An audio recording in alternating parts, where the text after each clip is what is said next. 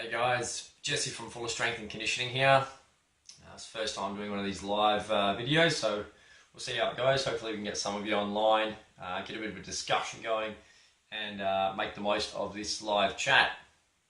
So today's video, it's not going to be too long, but if there's anyone that's out there online who wants to jump in on the chat, absolutely, go on there, post something, say hello to me, and if you have any questions as well as we go, feel free to ask. Alright? So today's video, it's not going to be too long, but I just want to go through 3 common misconceptions out there in the fitness world and sort of discuss why they don't really work, why they don't really make sense, and why you shouldn't really believe them. So the first one is that weights make you bulky. I'm not going to go into the weights side of things just yet, and just bear with me with the wonky video. I am using a selfie stick. It's the first time I'm actually using one. Very much a newbie at it, so bear with me there. So, fitness misconception number 1, weights will make you bulky. This is typically something that ladies will verbalize to me and say it's something they don't really want to achieve. The one thing I want to make clear to you initially is that fat and muscle weigh the same. Okay, muscle doesn't weigh more than fat, and fat does not weigh more than muscle. They weigh the same. 1 kilo of muscle weighs the exact same as 1 kilo of body fat. Alright? The difference between the two is the amount of size that they take up, or the amount of space. So muscle is a lot more dense than body fat. So 1 kilo of fat takes up much more space than a kilo of muscle. So the very statement of doing weights will not make you bulky, because if you're doing weights, you're going to be decreasing body fat, which therefore will make you a smaller person. If you can build lean muscle, you will be smaller than if you hold that same body fat content, if that makes sense.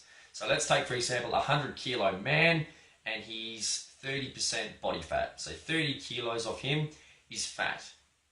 If we reduce, or if we take that 100 kilo man with 30% body fat, and we take another 100 kilo man who's, say, 10% body fat, who's going to be larger? The person with 30 kilos of fat, or the person with 10 kilos of fat? It's going to be the person who's got 30 kilos on them, because fat takes up more space. Alright? So doing weight training will do the exact opposite. It'll decrease your body fat content, making you smaller, more dense, more tighter. Okay? So that's where the tone and defined goals come into play. That sort of goes hand in hand. So ladies and even gents out there, weight training will not make you bulky. Not doing weight training will make you bulky. Okay, you need to lift weights to increase that muscle mass and reduce that size. Okay, fat takes up more space. We want less fat. We want more muscle. Creates a smaller shaped person. Okay. That's the first one. Number 2, the misconception that steady state cardio is better for fat loss.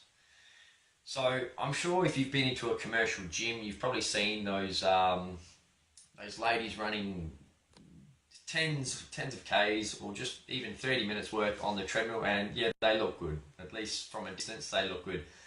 I like to call those people Barbie dolls. So what I mean by that is, I'm just generalizing here. You might have your own sort of different person in your gym, but typically this is someone who's got very minimal clothing on. So let's say it's a crop top. They got a face full of makeup, so they're all pretty. They look like they're going out for dinner or something. They don't look like they're actually going to the gym. They're just all very dressed up, look neat and tidy, and they're on the cross trainer or the treadmill for 30 minutes plus, and they look good. Okay, by good I mean they look lean, they have some definition to them. That misconception then goes into sort of weights v cardio, which I'm not sure why it's always something versus another sort of method, and then sort of people get on one bandwagon or the other. They're very pro cardio and anti weights, or vice versa. What I want to make clear to you, if you do steady state cardio, so I'm talking 30 to 60 plus minutes of steady state where you stay at a relatively similar pace for intensity along the board, that's not going to be the best avenue for fat loss.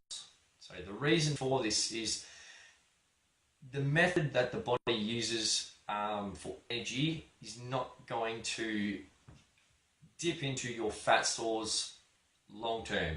So let me explain. Yes, you can do it for a long period of time, but the calorie burn after you finish training won't be as great as if you were to say do a shorter style training session like a HIIT or an interval style workout. So basically the longer that you go in your duration for cardio, the lower the intensity. So if you think of a 100-meter sprinter, they go at maximum intensity, 100% effort for 10 seconds or thereabouts. So they're doing the most that their body physically can for that short period of time. So intensity is very, very high. The longer you start exercising for, say it's 30, 60 minutes, the lower the intensity has to be to accommodate for that workload. It's physically impossible to sprint for more than 15 seconds. I'm talking maximum velocity. Okay, so max speed. The body uses different energy systems to break down foods to produce energy. Okay, so yes, you may burn more calories during your workout and you might dip into your fat stores, but the calorie burn and the amount of calories you burn in the 24 to 48 hours after you finish training is nowhere near as high. So let me clarify what that means. Yes, you have what's called a fat burning zone when you work for long durations. Yes, fat does become one of the energy sources that gets used to produce energy so you can complete the task. However, you don't burn a lot of calories after you finish training. So the higher your intensity, the more calories you'll burn after exercise. This is what's called EPOC. EPOC. So that stands for energy post-exercise oxygen consumption. Basically what that means is you go into an oxygen debt and you have to repay that debt after you do high intensity workloads. So let's just think about that 100-meter sprint. After you finish it, you're absolutely blowing, you're huffing, you're puffing, you can't get enough oxygen into the body and those working muscles to keep reproducing energy to complete the task. So that's what's called an oxygen debt. You can't uptake enough oxygen to maintain the task or the workload. So that's where intervals come in. We have a very high workload, we have an oxygen debt, we reduce, we get that breath back, we go again, same thing, recover, work. That style of training is much more effective at fat loss than your steady state cardio where you just stay at the same speed or resistance from start to finish. Okay, if you need any more clarification on this, I'll happily point you in the right direction. I've got a couple of articles that I've done on this topic specifically as well. That's enough for the steady state cardio. The third one, ab crunches and sit-ups making six packs. They don't. Alright, if you're one of those people who love the ab crunch machine or the ab roller, whatever it is, and you just go on for it, doing hundreds and hundreds of crunches each day, you're wasting your time. The reason I say that is, A, there's too much movement at the neck, so when people do crunches, they hold onto the head, and we get a lot of that motion there where the head tilts. It's not really the best way to do it. We want to isolate the midsection, and also doing the ab crunches and the sit-ups puts a lot of pressure on the spine. So basically, the vertebrae, when you start bending, especially to that severity, the disc starts to basically, the spine bends a lot. And it just puts pressure on the low back. Dr. Stuart McGill's done a lot of research on this, and he's basically the go-to man when it comes to lower back health and injuries. And when he says crunches put stress on your lower back, same thing for crunches, then it's probably a good idea that you stop doing them and you find a different exercise to do. So what can we do instead of crunches and sit-ups? There are numerous different things. At Fulla Strength and Conditioning, we do a lot of anti-movement work, so that's where we resist movement. So to get that magic six-pack, you don't always have to create movement. You can do anti-movements, things like planks, side planks, Palloff pressing with bands. You can do mountain climbers at a different tempo, so you're having to maintain that nice, flat, rigid torso. And also the best thing to get six-pack abs is not eating so much crap. So abs are built in the kitchen. A wise man once said that to me, and it rings true. And if you think about it, it comes back to that first misconception. Weights will make you bulky. Weight training won't make you bulky. Having fat will make you bulky. So we want to reduce that body fat by nutrition, by a solid training program. Once we start implementing those two things, plus the interval style work, which has a greater EPOC effect, that is when you will start to decrease body fat and start to see those lines and that definition coming through your midsection. So the main thing for six-pack abs is nutrition. Diet and nutrition is king when it comes to building that midsection. Okay, that's pretty much it, guys. I wanted to touch on those three big ones there, the big glaring ones that I see.